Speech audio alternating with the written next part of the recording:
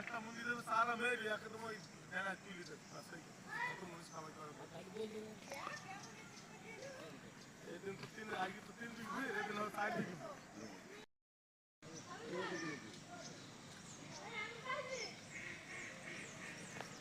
ছোট ছোট করে ভিডিও মাছ সারা রুদ্রগতি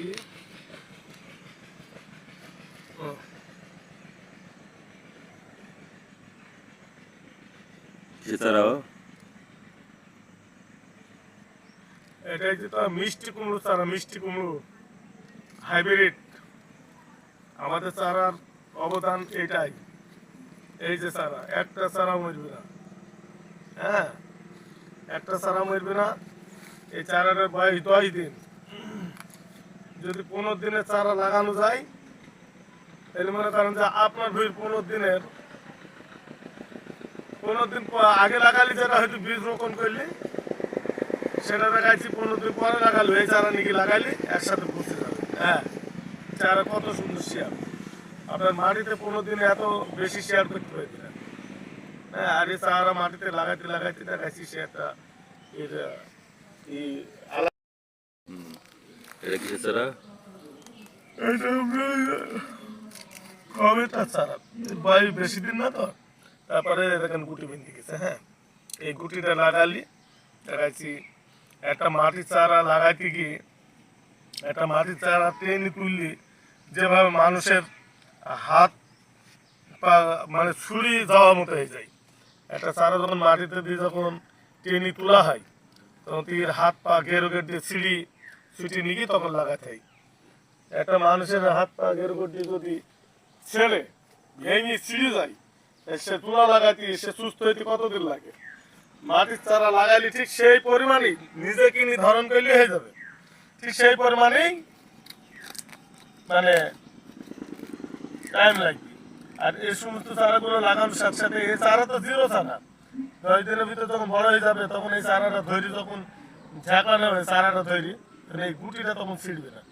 এখন এই যে শেয়ার হয়ে গেছে 10 দিনের ভিতরে এমন শেয়ার হয়ে যাবে এই চারা হেদাবে না মানে আউড়াবে না কোনো কিছু না হ্যাঁ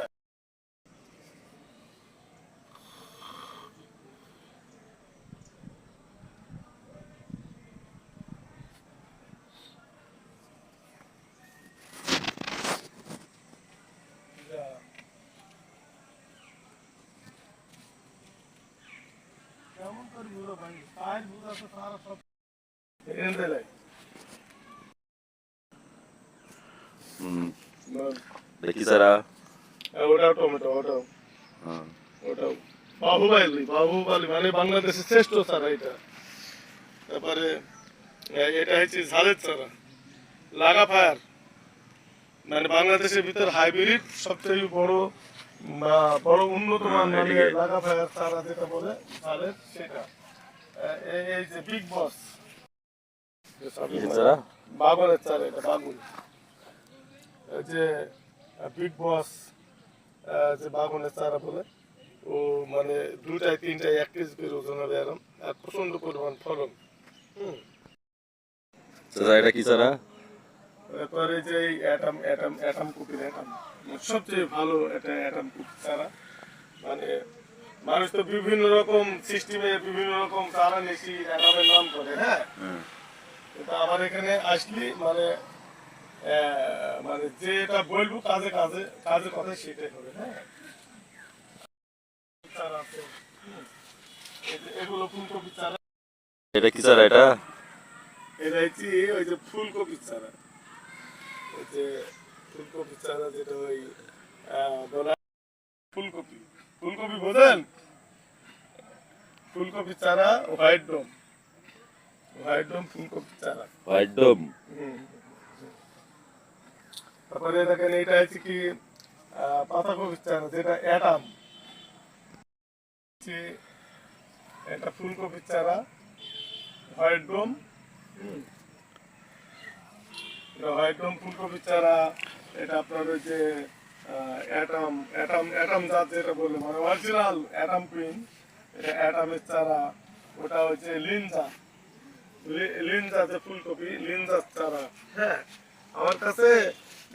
এই প্রশ্ন বলতে